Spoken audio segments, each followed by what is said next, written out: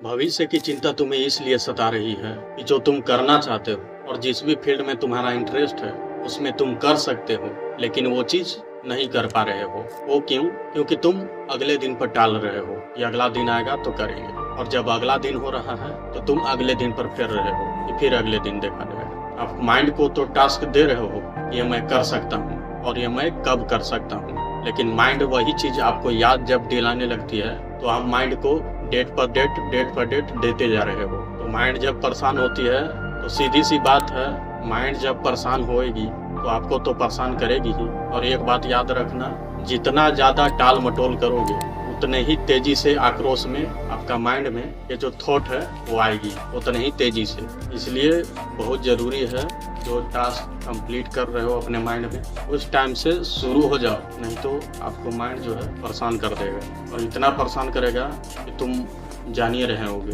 इतना परेशान करता है। तो जाहिर सी बात है कि आपको परेशान करेगी ही, क्योंकि आप माइंड को तो टास्क दे रहे हो और आप उस चीज़ पे खरे नहीं उतर रहे हो, केवल माइंड को टास्क दे रहे हो, खुद का तो कभी टास्क दे ही नहीं रहे हो और उस पर खरे उतर नहीं रहे हो। प्रॉब्लम इस चलते बढ़ रही है, तो बहुत ज़रूरी है ये चीज़ को समझना।